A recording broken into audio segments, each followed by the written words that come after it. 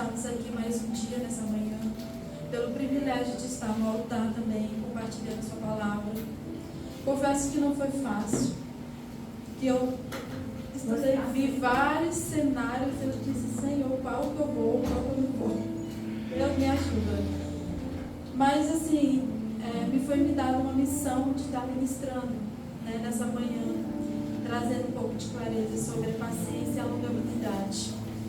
E assim, na verdade, existem vários cenários na Bíblia, acho que na Bíblia quase toda nós vamos ver sobre isso. E eu queria que você abrisse a palavra de Deus lá em Gênesis. Lá em Gênesis capítulo 21.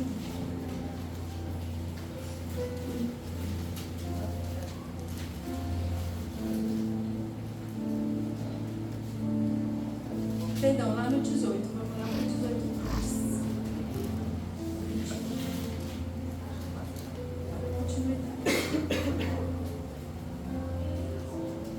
Aqui no livro de Gênesis, capítulo 18, vai falar o seguinte, que o Senhor e dois anjos ali aparecem para Abraão.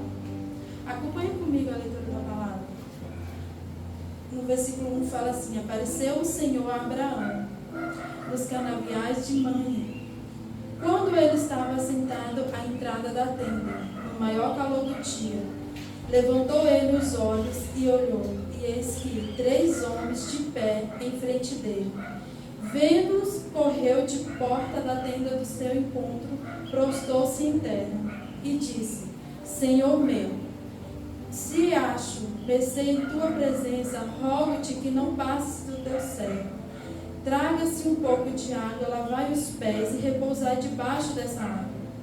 Trarei um bocado de pão, refazei as vossas forças, visto que chegastes até o vosso servo. Depois seguireis avante. Responderam, faz como tu dissestes. Apressou-se, pois, Abraão para a tenda da Sara e lhe disse, amassa depressa 3 medidas de flor de farinha e faz o pão assado ao borralho. Abraão, por sua vez, correu ao gado, tomou um novilho, tenro e bom, e deu ao criado, que se apressou em prepará-lo. Tomou também coalhada, leite e novilho que mandara preparar, e pôs tudo diante deles. E permaneceu em pé, junto a eles debaixo da árvore, e eles comeram. Então lhe perguntaram, Sara, tua mulher, onde está? Ele respondeu, está aí na tenda. Disse um deles, certamente voltarei a ti, e ao ano, e Sara, tua mulher, dará um filho. Sara estava escutando a porta da tenda atrás dele. Abraão e Sara eram velhos, avançados em idades, e Sara já havia cessado o costume das mulheres. Riu-se, pois, Sara no seu íntimo, dizendo consigo mesmo, depois de velha e velho, também o meu Senhor terei ainda prazer? Disse o Senhor a Abraão, por que se riu Sara, dizendo, será verdade que darei ainda luz sendo velha? Acaso para o Senhor há demasiadamente difícil? Daqui a um ano, neste mesmo tempo, voltarei a ti e Sara terá um filho. Então Sara, receosa, o negou, dizendo, não me ri. Ele, porém, disse, não é assim, é certo que riste. Amém. Pode se sentar, igreja. Um cenário onde o Senhor vai aqui falar conosco sobre Sara e Abraão, onde eles têm ali o propósito qual o Senhor tinha na vida deles. Abraão, ele recebeu a promessa de Deus, que Abraão seria o pai de grandes multidões. Como aqui a palavra de Deus fala mesmo, ele já era velho e não tinha filhos. E nós vamos ver que ele foi chamado. Ele escutou a voz de Deus e foi chamado. Ele obedeceu a voz do Senhor e foi adiante. Ele foi chamado para Deus para que o Senhor pudesse ali, através de Abraão, instituir um novo povo. Nós somos aqui também esse povo escolhido do Senhor. Glória a Deus. E Deus ali iniciou isso com Abraão. E Abraão, eu acho que todo mundo sabe, ele recebeu, o Senhor falou ali muitas promessas para Abraão. Abraão, ele recebeu a promessa do Senhor que ele seria um pai de multidões. Só que a sua mulher é estéril, né? A gente sabe. Mas, como a gente leu aqui mesmo nesse cenário, não existe nada impossível para Deus. Se Deus falou, Ele irá cumprir. Como Ele mesmo disse aqui, que aí, né, nesse mesmo ano Ele ainda voltaria. O anjo falou para Abraão. Então, ele recebeu a promessa do Senhor. E ele foi paciente, muito paciente, de esperar no Senhor. Uma das coisas que eu estava vendo é exatamente isso, sobre a paciência. A paciência, eu até separei aqui, ela refere-se à capacidade de lidar com as frustrações, atrasos e contrariedades do nosso dia a dia sem perder a calma.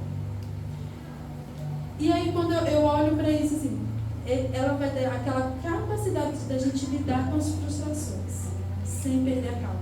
Será que a gente tem tido paciência como esse homem de Deus? Ele teve paciência de esperar as promessas, ele teve paciência de ir com fidelidade segundo ao chamado de Deus. O Senhor, Ele nos chamou, somos chamados pelo Senhor para viver o propósito dele.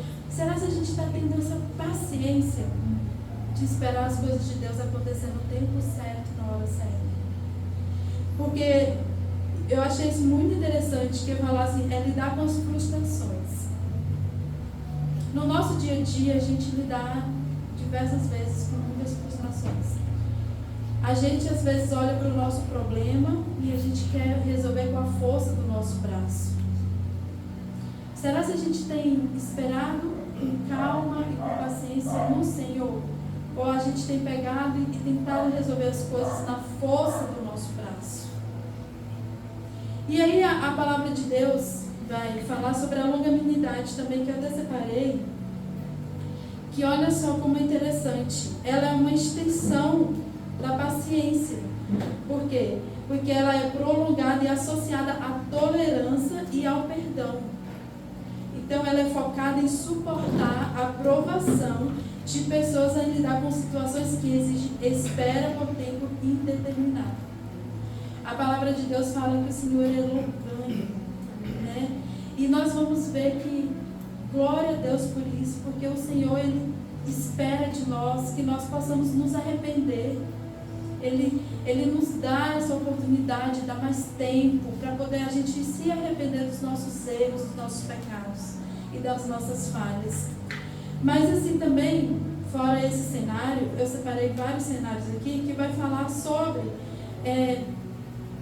a paciência e a longanimidade, né? Que é exatamente isso, é aguentar as ofensas. E ninguém melhor, na verdade, nesse cenário, para a gente falar sobre Jesus. Jesus é o nosso maior exemplo de longanimidade e paciência. Ele suportou a cruz, ele foi julgado, ele foi maltratado, ele foi injustiçado. E em nenhum momento o Senhor, ele maldiz aqueles que estavam fazendo isso com ele. Muito pelo contrário, ele amou, ele perdoou. Então Jesus, ele é para nós um dos nossos maiores exemplos, né? Lá em Gálatas capítulo 5 vai falar sobre o fruto do Espírito. Vai falar que a paciência, a longanimidade, a bondade, o amor são características desse fruto. E todos nós, aqueles que somos chamados pelo Senhor, nós também temos que manifestar esse fruto nas nossas vidas. A gente tem que ser parecido com o nosso Senhor, nós temos que ser iguais ao nosso Senhor. Então, fica a pergunta, né? Será que a gente tem tido paciência? Será que a gente tem suportado as frustrações e a gente não tem perdido a nossa paciência? Será que a gente tem perdoado aquelas pessoas que estão nos frustrando, nos perseguindo, nos maldizendo? Será que a gente tem exercido o dom do amor, o dom da paciência, da bondade? Como você tem, né, se comportado? Como eu tenho me comportado? aí também, eu separei aqui também outro exemplo, para a gente falar sobre Jó. Jó também foi um grande exemplo de um homem de Deus que esperou no Senhor. Todos nós conhecemos a história de Jó, a gente sabe que não foi fácil. Jó perdeu tudo que ele tinha. A saúde dele também foi afetada. Em nenhum momento a gente vê Jó abandonando esse Deus. Jó, ele permaneceu fiel a Deus até o fim. Ele permaneceu fiel até o fim. Nós vamos ver que no decorrer da história o Senhor lhe restitui, né, o dobro na vida de Jó. Mas ele teve paciência de esperar no tempo de Deus. Ele teve paciência porque o Senhor restituiu tudo aquilo que ele tinha perdido e muito mais na vida dele. E ele, então, ele é um grande exemplo, né? Então, ele permaneceu firme até o fim. Mas, como eu li aqui sobre Abraão, que é exatamente lá no capítulo 21, nós vamos ver ali o cumprimento dessa promessa que o Senhor fez a Abraão e Sara, acerca do seu filho Isaac. Nós vamos ver o cumprimento da promessa. O foco é: o Senhor é fiel. Se o Senhor disse que vai fazer, se o Senhor disse que Ele vai trazer a providência, aleluia, Ele vai trazer, ainda que os nossos olhos humanos sejam incapazes de enxergar, ainda que a nossa mente não consiga entender, o Senhor, Ele é fiel para cumprir as promessas dele na nossa vida. Assim como Ele fez com vários homens, com várias pessoas aqui na palavra dele, Ele é fiel conosco. Nós temos que ter essa fidelidade com o nosso Deus, essa fidelidade de esperar sem perder, sabe, um rumo, esperar sem a gente procurar outros caminhos, outros atalhos, sabe. Nós não vamos estar isentos de passar pela dificuldade, pela prova, por nada. Vamos olhar para a vida do apóstolo Paulo, um grande homem de Deus, um homem com chamado para o sofrimento. Como eu preguei da outra vez, ele foi chamado para sofrer e ele suportou com paciência. Ele suportou as provações, ele suportou até o final. E nós viemos ter isso como exemplo para nós. Nós vamos ver também Estevão. Gosto muito da história de Estevão. Estevão, um homem, ali um dos primeiros mártires da igreja. Ele foi apedrejado. Os homens lá naquela época, então ele começou a narrar sobre as escrituras e ele ali sendo apedrejado. Ele orou também. Orou para Deus, para que Deus pudesse perdoar aqueles que estavam ali apedrejando ele. Então ele era um homem cheio da presença e da graça de Deus. Ele era um homem cheio de fé. E ele suportou até o fim. E não maldisse ao seu próximo, ele não desejou mal para ninguém. Ele simplesmente ficou firme no propósito, né, que era ali, de estar passando por aquilo. E aí nós vamos ver que, lá esse versículo de Estevão está lá em Atos capítulo 6, 7, que a longanimidade ela é uma virtude essencial para a vida cristã. Então nós somos cristãos, nós temos que ter essas virtudes, nós temos que exercer essas virtudes. E aí nós vamos ver que lá em Gálatas 5, né, na verdade, nada melhor do que Gálatas 5, mas vai falar que o fruto do Espírito é o amor, a alegria, a paz, a longanimidade, benignidade, bondade, fidelidade, mansidão, domínio próprio. Contra essas coisas não há lei. Eu separei também, lá em Efésios 4:2, fala bem assim, ó: por isso eu, prisioneiro no Senhor, peço que vocês vivam de maneira digna da vocação que foram chamados, com toda a humildade, mansidão, com longanimidade, suportando uns aos outros em amor. Igreja, não é fácil. Não é fácil a gente matar a nossa carne e viver a vontade de Deus. não é fácil a gente exercer, na verdade, né? Exercer o fruto do Espírito. Porque a nossa carne, ela limita contra o nosso Espírito. A nossa carne, ela grita. Então, nós todos os dias temos um leão para poder matar. Por quê? Porque a gente tem que alimentar o Espírito. E a gente alimenta o Espírito através do amor. A gente tem que amar o nosso próximo. Porque quando a gente ama, a gente não deseja o mal, a gente não faz mal para ninguém. Nós temos que ter alegria em meio à provação, em meio à angústia, à dor. A gente tem que se alegrar no Senhor. Se alegrar com as promessas que o Senhor fez, se alegrar na palavra dele. A gente tem que ter essa paz que excede todo o entendimento, porque essa paz, ela só vem de Jesus. Essa paz que nos faz suportar dias difíceis, essa paz que o homem não consegue explicar, mas a gente que tem ela, a gente consegue passar por muitas coisas, porque a paz de Deus está conosco. E nós temos que exercer, né, a bondade, porque o nosso Deus é um Deus bom, e Ele é misericordioso, Ele é tardio em irar-se. Então nós temos que exercer a bondade uns para com os outros. Amém. Amém. Então, uma das coisas mais aqui interessantes fala sobre o domínio próprio. Domínio próprio. Difícil é isso, duro é isso. Domínio próprio é a capacidade de você frear a sua língua. Glória a Deus. Vai falar para nós sempre disso. É você recuar quando você acha que está certo. É você dar um passo para trás quando você quer ter razão. Domínio próprio. Muitos de nós, a gente se perde nisso, porque a gente não tem. A gente deixa o nosso eu falar mais alto. A gente perde a paciência, a gente provoca uma ira no coração do irmão, a gente causa contenda por conta do domínio próprio. Verdade, Jesus. Então, como o Tiago falou, né? A gente tem que frear nossa língua. A gente tem um algodão pequeno e ela contamina o corpo inteiro. Então, nós temos que frear.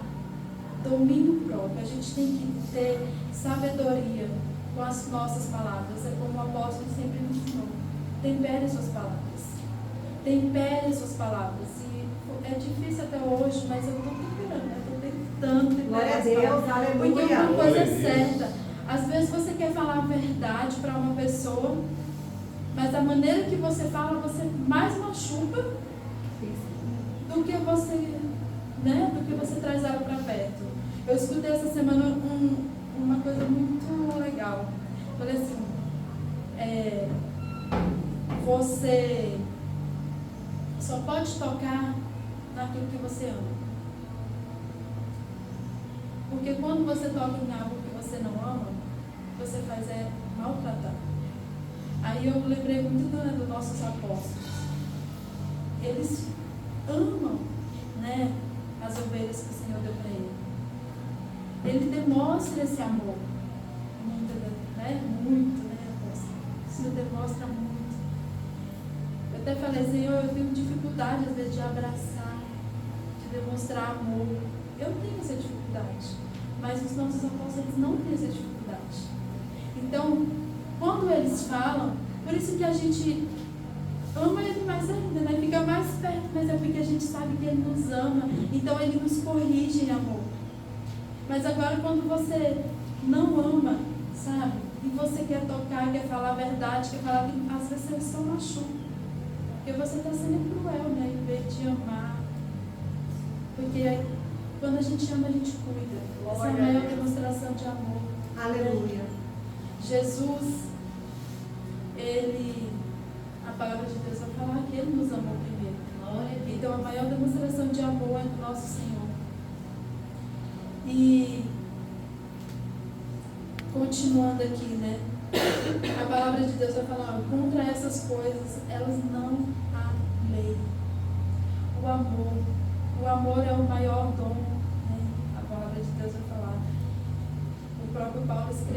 Coríntios 13, 1 Coríntios capítulo 13, que o amor ele é o maior dom que existe. Sem amor, nada do que tem para ele. Como o amor é importante. Como é através do amor que a gente pode exercer tudo isso aqui. Porque se a gente não ama, longe estamos do Senhor. Porque Ele é o amor em pessoa. Não é verdade? Amém, Jesus. Glória a Deus. Mas vamos lá, continuar aqui. Eu também separei, lá em 1 Timóteo 1,16, vai falar assim, ó: mas por esta mesma razão me foi concedida misericórdia, para que em mim, que sou o principal pecador, Cristo Jesus pudesse mostrar sua completa longanimidade, e eu servisse de modelo para todos que hão de crer nele para a vida eterna. Glória a Deus. Lá em Colossenses capítulo 3:12 fala bem assim, ó: revestível, pois, como eleitos de Deus, santos e amados, de entranhas de misericórdia, de benignidade, humildade, mansidão e longanimidade. E aí nós vamos ver também lá em Êxodo 34:6, que falou bem assim, ó: e passou diante de Moisés, proclamando: Senhor, Senhor, Deus compassivo e misericordioso, paciente, cheio de amor e fidelidade. Glória a Deus. Lá em 2 Pedro 3,15 fala aqui: e considere a longanimidade do Senhor como oportunidade de salvação, como também o nosso amado irmão Paulo escreveu para vocês, segundo a sabedoria que lhes foi dada. Foi exatamente isso que eu tinha falado no início, que a longanimidade, ela é isso, ela te dá essa oportunidade, ela te dá mais tempo. Então nosso Deus, Ele nos dá tempo, Ele nos dá a oportunidade da gente se voltar para Ele, Glória. da gente buscar a face dEle. Aleluia. Amém? E aí, né, a gente, voltando aqui para o cenário que a gente começou, lá em capítulo 21, que vai falar sobre acerca do nascimento de Isaac, nós vamos ver que lá no capítulo 18, o Senhor então fez uma promessa e falou para Sara que Ele cumpriria ainda naquele tempo oportuno, né? E aí nós vamos ver que no capítulo 21, acontece o nascimento de Isaac. Acompanhe comigo, ó: visitou o Senhor a Sara, como lhe dissera. O Senhor cumpriu o que lhe havia lhe prometido. Sara deu à luz a um filho, a Abraão, na sua velhice, no tempo determinado de que Deus lhe falara. Glória a Deus. Exatamente isso, foi no tempo de Deus. Não foi no tempo dela, não foi no tempo de Abraão, não, foi no tempo que Deus determinou que aquilo ia acontecer.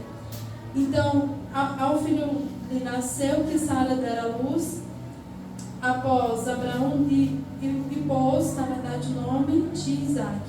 Abraão circuncidou o filho, Isaac, quando ele tinha 8 dias, e segundo o que Deus lhe havia ordenado. Tinha Abraão 100 anos quando lhe nasceu Isaac, a seu filho. Para nós parece que nasceu, nossa, Abraão já tinha 100 anos, já eram velhos, ele sabe. Mas para Deus não, era o tempo certo, o tempo de Deus. Uma das coisas assim que eu estava vendo, eu acho que muitos aqui já ouviram falar sobre o apóstolo Matias, um homem que foi levantado por Deus. Lá em Atos capítulo 1 vai falar sobre a história dele.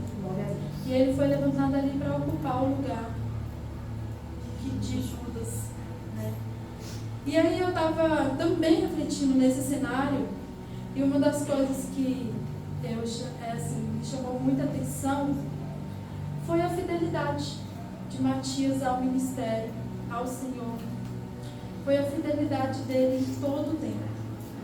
Eu olho para Abraão, eu vejo fidelidade. Eu olho para Matias, eu vejo fidelidade. Fidelidade até o final. Um homem que a gente vai ver, que a Bíblia só em Atos capítulo 1, que vai falar sobre ele. A gente não vai ver nenhum relato mais sobre a vida de Matias.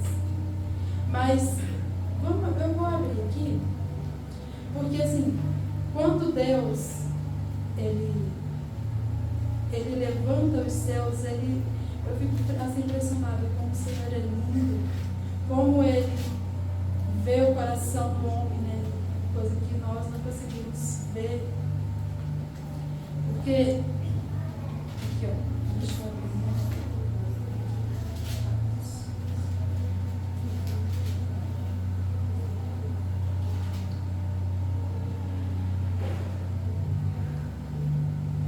Lá em Atos capítulo 1, no verso 16, vai falar assim, ó, que naqueles dias levantou-se Pedro no meio dos irmãos.